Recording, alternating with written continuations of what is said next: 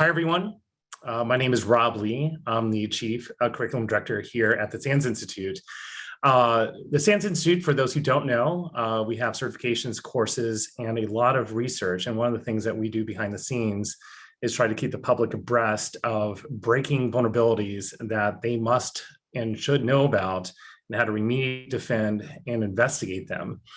Over this past weekend, one of these events just occurred, and Jake Williams reached out to me late in the day on Saturday, saying, "Have you seen this?" And I just started seeing the flares pop up on Twitter, and he'd already been researching this and basically said behind the scenes, in my previous job, for those who know a little bit about Jake and what he used to do, in my previous job, I would be using the quote heck. But he really didn't say the word heck out of heck at that point. He said, I'd be using the heck out of this if I were in my previous job. And at that point, I said, well, how soon can you put something together? He said, well, I need to finish my research first. And this is where we're at today. We scheduled this today where most of us were heads down over the weekend. And looking at this when we first came in the office today or yesterday, and started to say, well, what are the implications and impacts of this vulnerability? A ton of proof of concepts have been released at this point as actively being used in the wild. Without further ado, I really want to introduce Jake Williams, who was one of the leading researchers in forensics, incident response, malware analysis, and offensive operations. His background and his CV, we could spend an entire hour going through it. But just saying that, he's the one I turn to in order to get the real information about anything that is relevant in the latest information security news today. Speaking the truth, as always, here's Jake Williams. I appreciate that, Rob. Thank you much. And thank you for the kind introduction. As Rob mentioned, right, we don't take these kind of things lightly. We don't just spin up an emergency web, especially coming off of what I know is a long holiday weekend for the majority of folks in the US. This was something that we, normally as we bring these in, they usually, we usually try to make them a little bit more convenient for the folks in EMEA. Again, also understood there's some folks that are staying up late there. Thank you, by the way, if you're one of those folks. Here the decision was made, given that yesterday was a holiday and the majority of folks in the US did not work. We knew there were a lot of people coming back in today to see this and wanted to give them time to get spun up in their own environment, in order to be able to join. So hence the timing. And for my EMEA friends, I'm so sorry. All that said, right, a couple of housekeeping notes. Copy of the slides and the recording will be made available as soon as possible following the conclusion of the presentation. There are likely just way too many people on to answer all your questions live, right? I'm watching the chat scroll by here on another monitor. I'm seeing people from, Estonia and Riyadh and all across the US and EMEA and you name it, right? And so there are, there's a lot of people on the webcast here. I'm not going to spit the number out, but it's a lot and too many for us to get all your questions live. That said, if you have questions, please submit them. And I'm going to work with the SANS Internet Storm Center later today as we get off the webcast with these questions to try to combine those into a frequently asked question that will get posted later. So all that said, again, just want to clarify right up front, we are releasing a copy of this copy of the presentation as soon as we're done, right? So without further ado, what are we going to talk about? All this, right? The vulnerability, mitigations, right? Detection engineering, a little bit of forensics and hunting. Right, I separate those a little bit because detection engineering is detecting it being exploited live in my environment. Some of that works for hunting, sometimes it doesn't, right? What else can we do potentially for forensics and hunting? And then I'll wrap up with a couple of closing thoughts. So let's talk about the vulnerability, right? This is the shot heard around the world. NAOSEC, I'm not sure if I'm pronouncing that correctly, or NAOSEC or whatever. This is a group of security researchers out of Japan, posted this on May 27th, right? And said, hey, we've seen this. This got widespread attention on the 29th when Kevin Beaumont, some of you may know him as Gossi the dog. He's also the guy that names vulnerabilities. And for whatever reason, they just stick, right? He named this one too, Follina. He named Bluekeep, he's named several of these, and they just stick, right? So he's the vulnerability whisperer. But alas, he came across this. That's where I first saw it, at least. Was picked up and retweeted by him. By the way, if you're in threat intelligence and you don't follow Kevin, you are missing out, right? You're going to see a lot of flight simulator stuff that's probably not relevant to your CTI needs. But when something big breaks, right, odds are good, he's talking about it in some way, shape, or form, right? So in any case, that's how I first became aware of this. And you can imagine was super interested when we see something weird like this going on, right? So what is actually going on here? Well, first off, I want you to note in this, basically in this location.href here, and this is actually JavaScript in an HTML page, it's getting picked up. You'll notice MSDT, right? And this is actually a protocol handler that ultimately is working from a URL. And as we start digging into this a little bit, I got to tell you, like, I knew we had some protocol handlers on, on Windows. I like to think that I'm pretty Windows, Windows knowledgeable. I've seen some abuse of protocol handlers in the past. I did not know about the MSDT protocol handler and did not know there were this many protocol handlers, because as you might infer from the fact that they are in alphabetical order and only go through MSDT, there's a lot more, right? And so there's some folks that have already been looking at this, right? And ultimately I came across some of these by looking around, right? At like, okay, let's Google some stuff. And so it turns out there are a lot of protocol handlers out there. And I'll close out today by talking about how I do think these are ripe for exploitation. We see this all the time, right? In vulnerability research, that when somebody discovers a vulnerability, there's likely other low-hanging fruit in the vicinity, right? Maybe not. I could be wrong about this, but there's a lot of protocol handlers here. I learned today that my enterprise Windows system, my enterprise Windows 10 system, has an Xbox protocol handler installed on it, which led me to ask why, right? Just why, right? But anyway, alas, of course, here's the reference for this, and you can see that there's been some active research around that. But the folks over at SecAlert wrote a blog discussing one-click exploitation of the Electron applications last month. And what do you know? One of theirs abuses MSDT, right? So this is the Microsoft diagnostic tool. They discuss other protocol handlers, specifically Search MS and MS Office. And it turns out that Positive Security published on the technique as well, exploiting, what are the odds, another protocol handler, right? So MS Office command. By the way, if you're thinking that this MSDT thing sounds kind of familiar, it's because this is pretty recent, right? The MS Office command vulnerability here as well, right? So if there's any saving grace here at all, it's that generating a malicious LNK file, right? Thankfully, there are length restrictions on on how long the link can be, right? And so exploitation with, I'm not going to say it's not possible with the MSDT protocol handler, but it's going to be a little bit more difficult because of the size, right? Okay, so last, Positive Security is published on this. Certainly the folks at SecAlert have published on this. Again, this is, these protocol handlers are ripe for abuse. And so, pay attention, because I hope not to do another emergency webcast like this.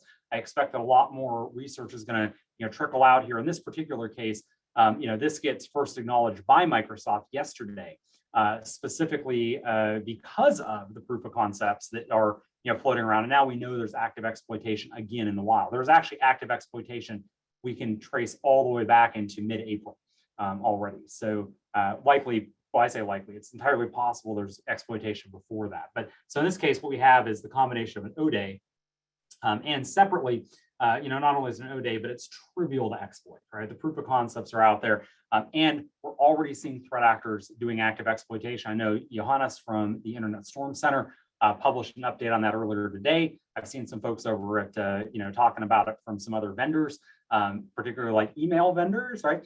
Who are seeing a lot of these malicious documents come in. One of them, I believe, is coming in from TA 413, right? That's a threat actor group that, is heavily anti-Tibet. And so, or targeting, Tibetan, pro-Tibetan protesters, that kind of stuff. I believe attributed to China, not surprisingly, right?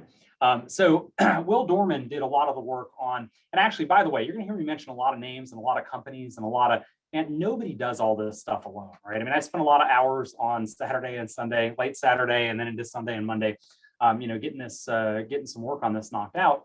Again, I do want to mention here, nobody does all this stuff on their own, and we all contribute and benefit from each other's research as we publish this, including obviously what we're consolidating here for you today. Will Dorman did a lot of work on the MSDT protocol handler, and he notes that very specifically, it has whole elements that are written in PowerShell.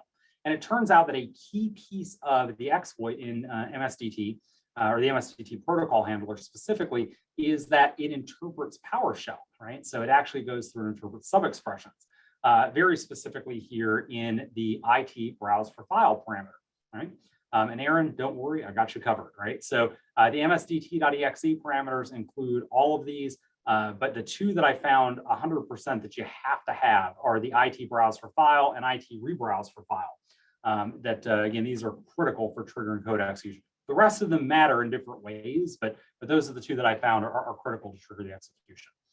So I do want to note here that there are multiple different projects that are providing proof of concept code. But folks, for the love of goodness, inspect that code before you start running on a production system. Now, this John Hammond guy, right? We know, he's probably not pushing bad stuff in his GitHub, right? But again, like generally, you should know what's being done in your, you should know what's being done inside of the code that you are running on a production system. I see way too often people, just jumping out there. You may remember, it's been, gosh, almost a year now. I think Zephyrfish, maybe two, published a fake proof of concept that was a canary token, and he actually collected, or they collected, a bunch of data coming back, around all these people that were just running this arbitrary executable in their environment. It was a little scary, to be honest, right? So I've got some examples here, folks. Again, definitely test this code, or at least look at the code, understand what it does. Or if you are not a coder and you just flat can't do that, right? Then at least work with others in the community, to understand, if they don't have somebody with a solid reputation, understand this code actually is legit and it's okay. Hammond's code is fine, by the way. I'm going to go ahead and vouch for that now. I do like the fact that some of the stuff we're seeing in active exploitation, indeed, and I believe this comes right out of Hammond's code base. The title of the HTML page that gets linked in says, "Good thing we disabled macros," right? So fun there, right? Yeah, I see some folks saying do it in VM. Sure, okay, all that, right? But generally, first and foremost, understand what you're doing. It's not sufficient to simply run something in a VM and declare it safe. And if you doubt me on that, just let's roll back to SolarWinds, right? Okay, moving forward here, right? The original malicious sample that was discovered in the wild by NAOSEC, we spent some time doing some analysis on this. And this is obviously like indented, and these are not proper comment, the forward slashes there, that's JavaScript and C style comments, but whatever. Effectively what they're doing here is they're making a, basically making a call out. They're grabbing this string through a series of deobfuscations and invoke expressions. But effectively they start by killing MSDT.exe because they don't want that pop-up to remain. MSDT, I'll show you in a minute, does indeed create a pop-up, it's the diagnostic pop-up, and that could actually generate a help desk call or two. Once, by the time this code begins executing, they don't need MSDT running anymore. And so they're going to go kill it, the task kill.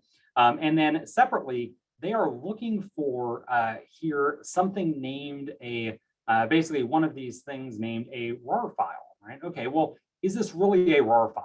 No, as it turns out. I highly doubt that it is. And the reason I doubt that it is that we see that find string command, right? That find string command is looking for that series of letters.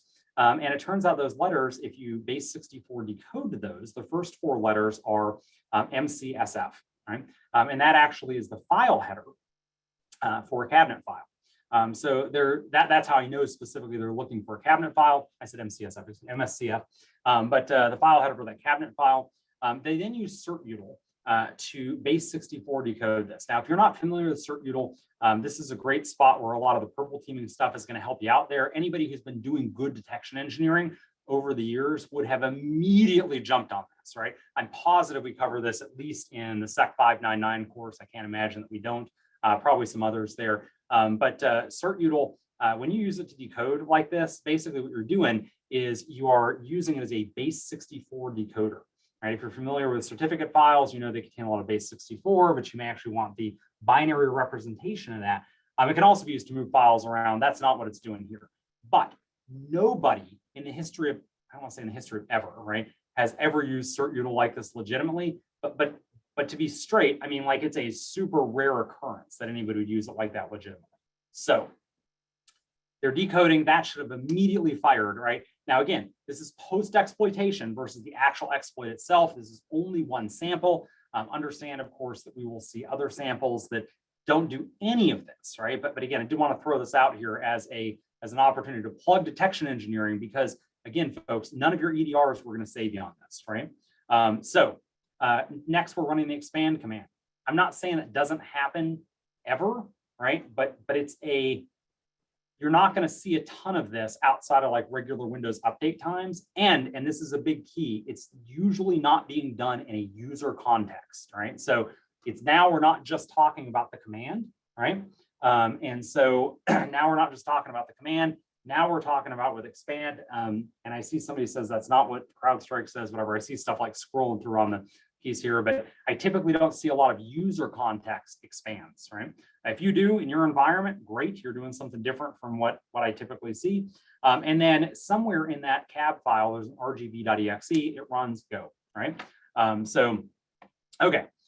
So now, oh, by the way here too, I do want to note that there are some folks who are like, hey, all these EDRs are like, we detect and block this. They do now, right? Because they called people in yesterday, right? And Sunday, and some of them do now, right?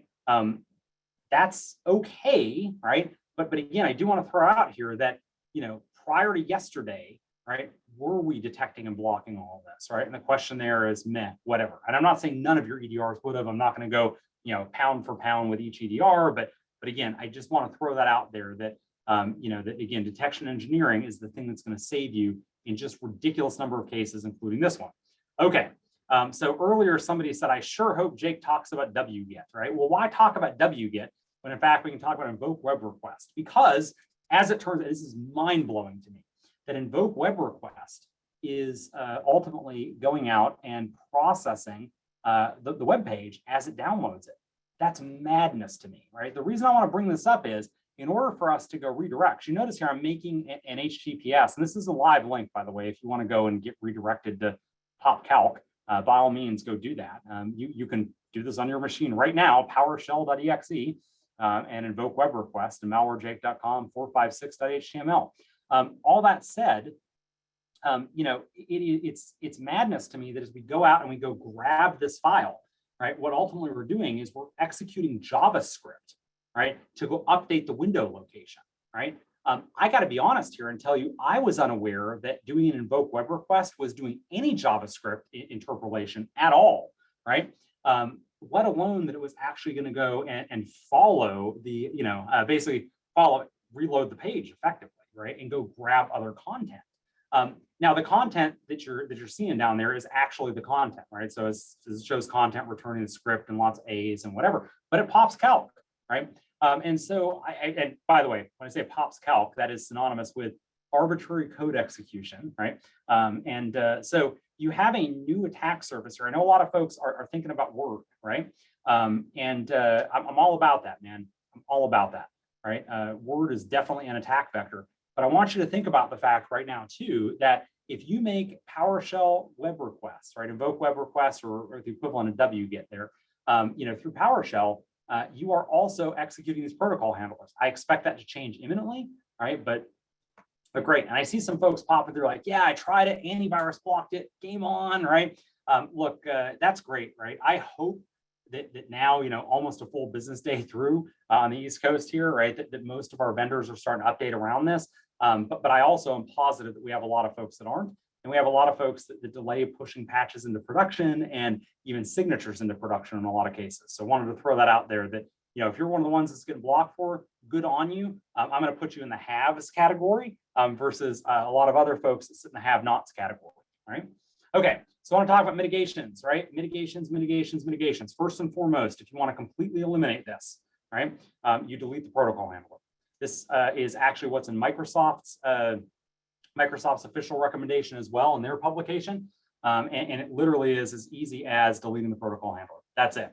I published the, you know, in case you don't back up, right, you need to go manually recreate these. They're part of the slides now. What are the odds, right? But that's it. It's just a reg delete, right? Now, do I think that this is necessarily the best route to go? I was kind of on the fence about this. I got to be honest, right? Earlier today, I was like, I was chatting with some folks, yesterday afternoon, and it's like, I know it works. It's a sledgehammer. I'll come back to this in a minute, right? It's a sledgehammer approach.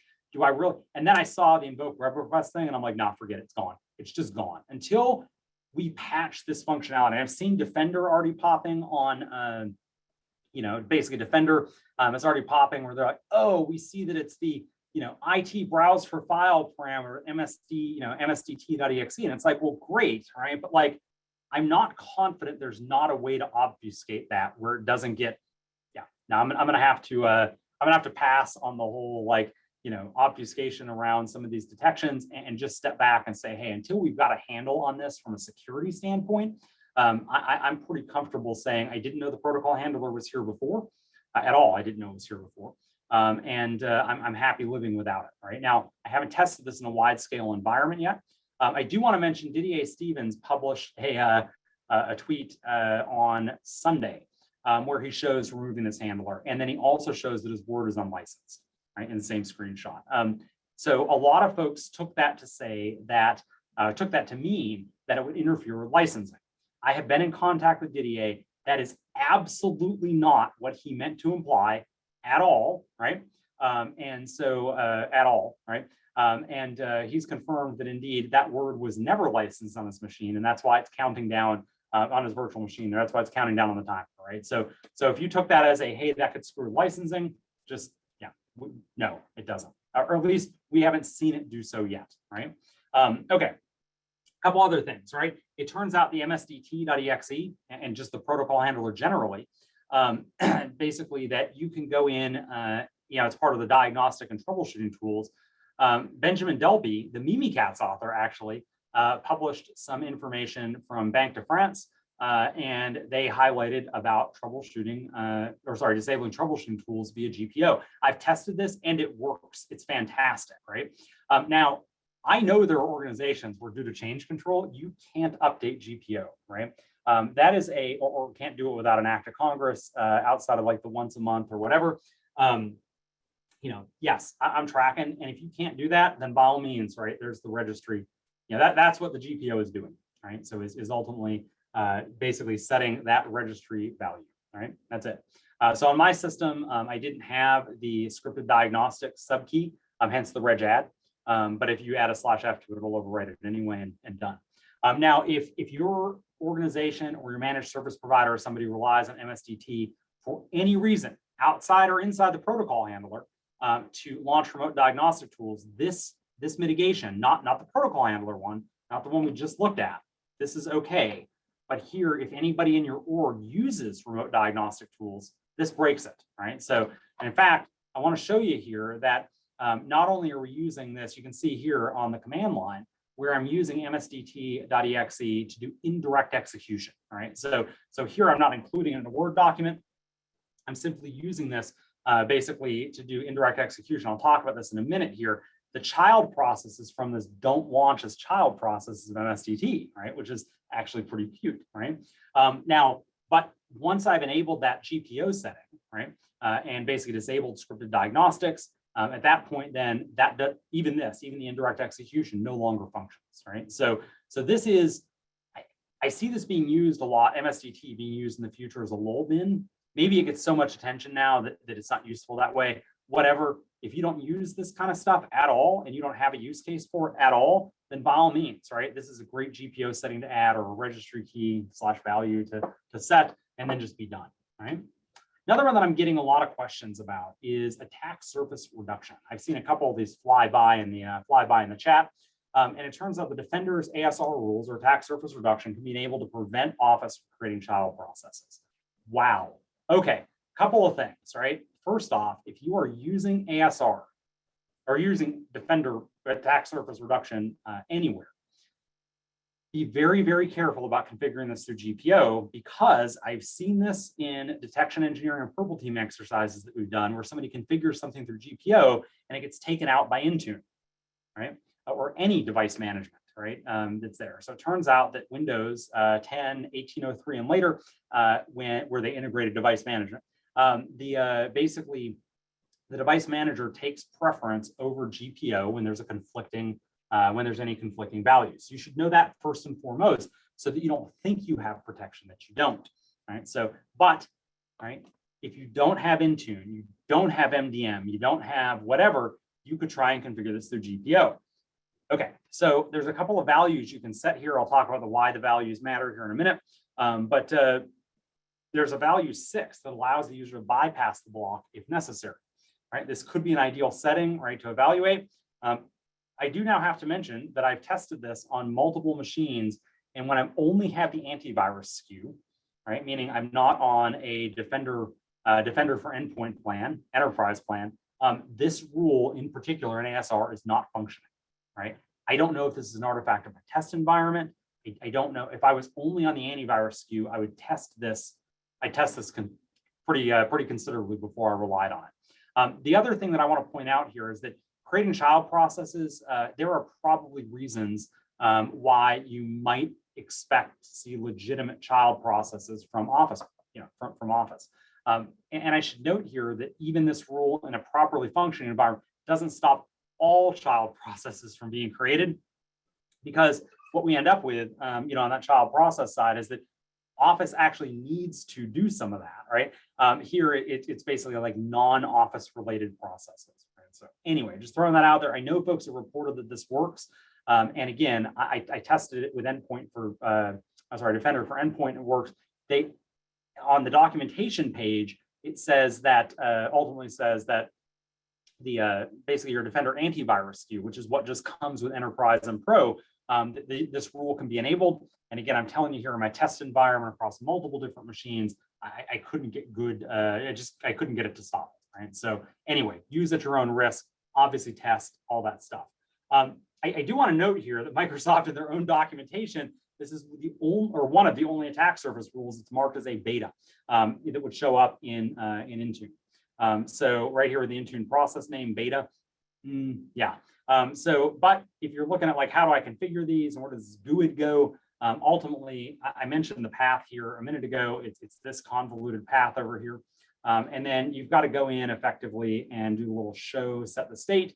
And you can see here that I've put the GUID in, and then I've set the 1, right? And look, you can see this obviously was really not intended. This is not the intended route to go configure attack surface reduction. It's obviously through Intune, and or MDM, where you've got like a nice GUI and I'm not saying this is a GUI, obviously, but you get the idea, right? Okay, so all that said, all right, let's talk about detection engineering. So first and foremost, the thing that you're going to see every time this is successfully exploited is MSDT.exe running. And so first off, like nobody could look at this command line and then be like, oh, cool, no big deal, right? It's MSDT first and foremost. Yeah, sysmon definitely. But MSDT first and foremost, you can see here the IT rebrowse for file, as well as the IT browse for file parameters, but just generally, it looks like someone's trying to hide something here, because of course we are, right? By the way, too, notice here the parent process is WinWord, and if you double click on the Word document to open it up, you will notice here that indeed the actual name of the document is part of the parent process name, which is really cool. And so sysmon again for the win. And I've got this blown up a little bit here, so you don't have to play iChart. iChart reads, but can actually see the see the information, right? So let's jump over here to a potentially more interesting detection, right? Which is sdiag nhost.exe, right? So if I then create additional child processes from MSDT.exe, I mentioned earlier about indirect execution. So these processes, then, and I'm moving past the iChart one here to the big one, but the processes indirectly invoked by MSDT are parented by the diag nhost.exe. This is I'm not saying you should never see stuff parented by this, but certainly if you go look through your environment, you're not going to see a lot of that, right? And certainly the kinds of things you would see parented, differ from a threat actor versus, legitimate use, and you can pretty quickly baseline that in your environment. So anyway, here you see the launch for calc. And of course, you see the sdiag host is the parent process, right? And by the way, this does not require macros. Microsoft talked about protected view, and who's protected view anyway. And then, I mean, I'm not knocking that, right? But separately, like there's folks that are launching this directly from file preview, right? You shouldn't have file preview turned on because this is not the first time that's happened, and it won't be the last. Turn file preview off, for goodness sakes. But anyway, so yeah, and I've seen some notes about con hosts. Yeah, totally, but I can't anchor on con hosts is my problem, right? So anyway, con host is just the console host. You're going to see a lot of con hosts spun up. I'm looking for this thing to spawn something that isn't con host, right? So like, what is it spawning that's not a normal thing here? And again, if I'm popping a command prompt along with that con host, that's a different story than a con host specifically by itself. So I did want to note here that for most examples of exploitation that I've seen, I guess actually all of them, they've reached out and grabbed a linked web page that ultimately redirects to the MSDT protocol handler, right? And so what we're seeing here effectively then is Windward making these outbound connections, right? And there's lots of ways that you can grab the PID along with traffic if you're curious what the sorcery is. This is Microsoft's now deprecated network monitor. This is like one of the easy button ways to go and capture network traffic and get the PID associated with it, well, PID and process name associated with the network traffic, and even sort individually by process, right? For like, woohoo. So anyway, so here you see that initial call out, and what it's doing ultimately is grabbing the web page that does the redirect, right? So now, Windward does make a lot of network connections. So by itself, you can't just say Windward made a network connection. That's bad. Can't do that. But generally, in the traffic I looked at, it was office.com and microsoft.com were the two places I saw Windward going, and subdomains thereof, right? And so I suspect that, the threat actor knowing this, right? Like anybody who looks here and they're like malware Jake, I might as well like name it iwillinfectyou.com or something, right? With that, but like, here with them going out to the original sample, went out to xmlformats.com. That sounds semi-official. I can almost see myself, right, looking at that and going, yeah, that sounds about right, right? Especially thinking about the fact that that all modern Office documents, anything like the docx, right, that's all XML anyway, and so it's in a zip file XML. But so I can totally see where that would have looked semi-legitimate, right? Okay, but in a lot of post-exploitation cases, there are additional web requests to go download other PowerShell code or tools. This network traffic comes from sdiag host, just like the child processes, come from sdiag host.exe. And this, my friends, is where the fun begins, because right here, I don't expect to see a lot of random network traffic to places that don't belong to Microsoft, right? And so, right, this would be a great piece of detection engineering. Again, baseline in your own environment. Don't just take my word for it, but hopefully this is basically jump starting the idea, right? So the payload that I'm evaluating here, the first call out was to malwarejake.com, and then I made a secondary call out to a different server. I believe this one came and grabbed something from Pastebin, if I recall correctly, and went and grabbed that, right? So that specifically to see what happens here, generate that extra network traffic. Now, the initial sample that I noted that was, I believe, targeting somebody in Belarus, that sample did not make a subsequent call out via sdiag host. So you would only have seen that initial call out via via windward.exe, right? That would initially spawn MSDT. Right? So let's talk about forensics and hunting, right? So, woohoo, right? So Office has its own internet cache, right? That logs URLs. You're contacted through Office, right? So now there are legitimate situations. They are few and far between, but there are legitimate situations where Office documents have linked content in them that it goes out over the internet to go grab, right? Or over the network, let's say, to go grab over HTTP or HTTPS. But hopefully you see where this is a gold mine, right? And so if somebody asks you, were we exploited, right? You now have a route to go. Now, you should note HKCU. This is not an HKLM, right? So HKCU is current user, right? HK current user. That means then is that this user right? Well, I mean, again, this user made a web request, user's office made a web request, but if you see it pointing to something that threat intelligence points out is bad, right? A URL or a domain, what have you, IP address that we have CTI on, that's, points it in a negative light, we should be really careful about that. And we should go investigate. Now, because it's an HKCU, if you have roaming profiles enabled, it may not be on the machine that you find it on, because as they write that back, you see the problem here, right? So as that profile gets written back to the server, you may be investigating it down the road, or investigating it later down the road. So I also haven't evaluated the timestamps on these yet to see every time I open Office, right? Does it refresh the timestamp? You should know that registry keys have a last modified timestamp. Values do not. Thankfully, these are all keys. And so we could go and take a hard look from a timestamp perspective. I'll leave that as an exercise for somebody else that's actively investigating one of these, but game on. I'm going to tell you from a hunting standpoint, hunt like your job depends on it, right? Because this is one of these that, again, we know that there are folks that are patching this today. I see tons of this flying by where folks are like, this vendor is catching it. This other vendor updated. This guy, that's great. Folks, it is May 31st, right? And they are just getting to this today, some of them yesterday, right? Late yesterday. We know this has been being actively exploited in the wild since mid-April, at least, right? It's entirely possible that it was earlier than that. But I want to highlight here that tweet from NAOSAC, right, went out on the 27th, right, of May, right? And we didn't have detection for it here, right? This is where you need to go hunt.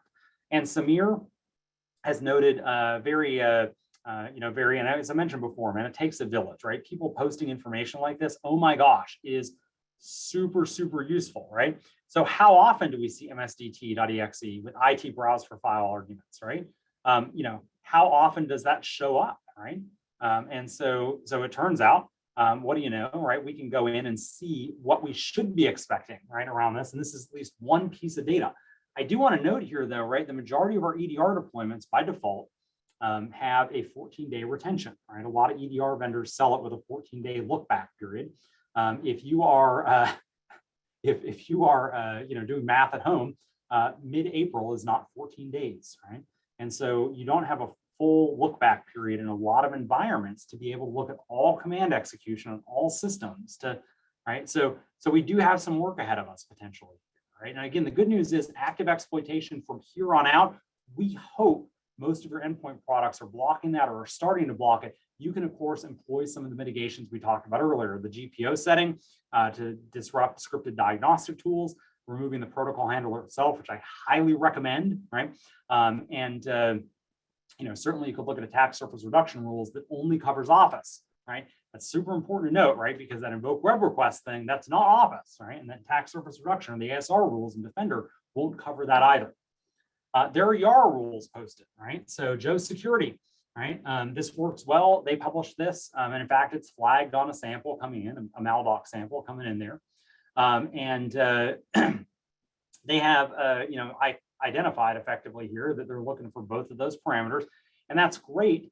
But a lot of YARA comes down to where do you scan, right? Because if I'm scanning a Word document and saying YARA, go look at this Word doc, you're not going to get a hit, right? If it's a docx file, it's a zip file anyway, you'd have to unzip it. And it turns out these strings aren't in the file anyway.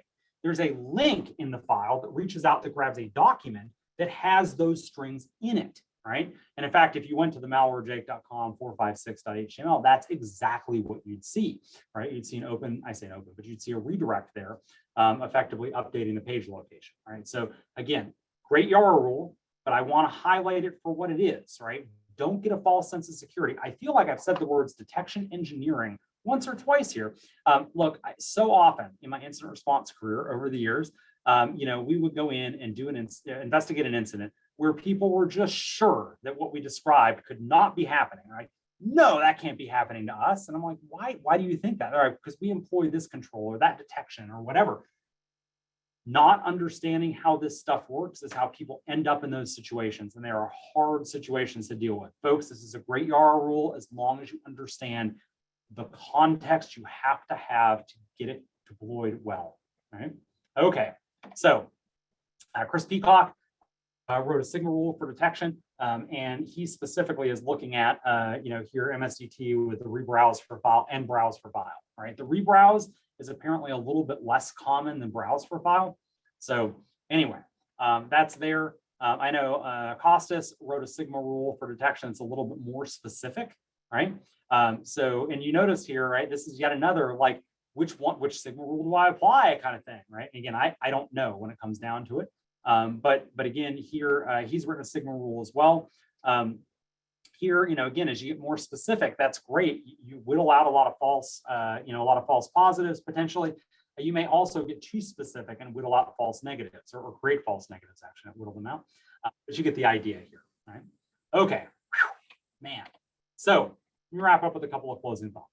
First off, I've been a member over at Curated Intel now for, gosh, it's been a couple of years. Fantastic folks, and Kurt Waller over there, he's at Threadable. He put together in one of our private private chats, put together a big list of resources, and I wanted to pimp these out a little bit, and also thank Kurt for his help. And by the way, everybody that I mentioned here, and I'd be remiss not to mention the rest of the folks on the SANS team as well, who have done a ridiculous job putting together, like a lot of information in Slack channels as well. This comes out of, like I mentioned, the Curated Intel feed and the Threadable feed, but Kurt put that together. I did add the, my write-up here at the top from a general info side that got published yesterday, along with emulation plans for testing indirect execution. And then a couple other reference pages here that I'm not going to walk through because everybody's getting a copy of the slides anyway. But I do want to wrap up with a couple of closing thoughts, right? Okay, first off, I've said it like a bunch, but this is a prime example of the need for detection engineering and putting custom detections in place. It's no secret that I used to sit on the other side of the keyboard, man. It's no secret at all, right? I know I know threat actors test their stuff against your controls. We know this. It's not even a question, right? And in fact, we've seen it in the Conti leaks. They are actively trying to get copies of specific endpoint protection products so they can engineer bypasses for them. Knowing this, right, you should absolutely be putting custom detections in place because your adversary can't know they're there prior to them stepping on that landmine, right? You want that, right? By the way, as Chris Peacock, right, was taking a look, he works with me doing detection engineering over at site. When I passed the proof of concept over to him Sunday afternoon, he's like, oh, it's firing on Sigma rules I already had, right? So I want to throw this out here, right? That, he had engineered something for a different threat earlier. This tripped one of those Sigma rules, not in the same way, but it called his attention to it, right? And I think that's a really important point to make, right? Deploy mitigations today. This is my second closing point. Threat actors have been using this since at least April. Criminals will be using imminently. They're going to weaponize it imminently, right? That's just a reality. I know there are folks that want to have these back and forth. We're going to wait 3 weeks to evaluate our situation and figure out what might the impact be of taking that protocol handler out. By the way, folks, like you take the protocol handler out and something breaks, reinsert it on that one system by all means where something breaks, right? But this is a great time to pull the fire drill or pull the fire alarm and say, we're deploying a mitigation today. Right? We did this for MSRPC, this type of webcast for MSRPC and the big O-Day that dropped there ahead of the proof of concept, right?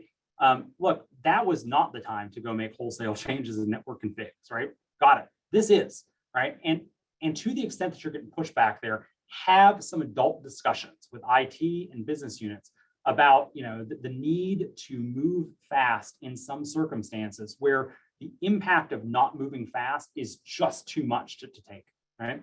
And then finally, I'm going to say here to go expect more attention on protocol handler exploitation, both in and out of office applications. When I went to bed last night, well after midnight, sadly, the invoke web request thing was not known yet, at least not to me. And I had already sent a copy of these, or at least the screenshot of kind of quick closing thoughts over to Rob. And I'm just going to throw out here and say this aged well, right? Because here we see yet another example of that protocol handler being abused. And again, we've got other examples of other protocol handlers being abused that I put in the earlier slides, right? So with that, I'm going to say you've got questions, we've got answers, but let's be real. I'm watching the chat fly by as fast as it can go. I've seen the biggest question I've seen consistently is, will we get a copy of the slides? To which the answer is without a doubt, yes. With that, folks, thank you so much. And I want to thank everybody at SANS for their help in putting this together, because this, and everywhere else for that matter, it takes a village, folks.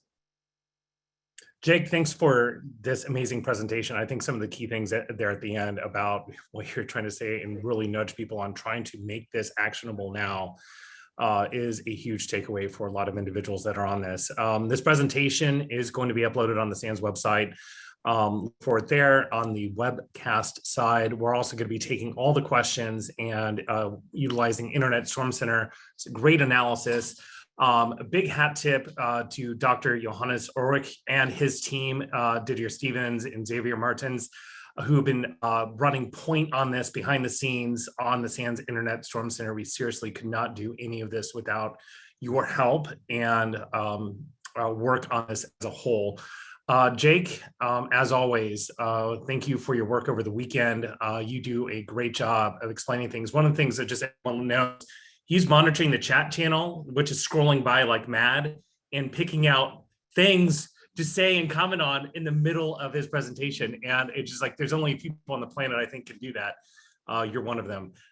Thank you again. And on behalf of SANS, for everyone who attended this special webcast, thank you for your time and see you out there.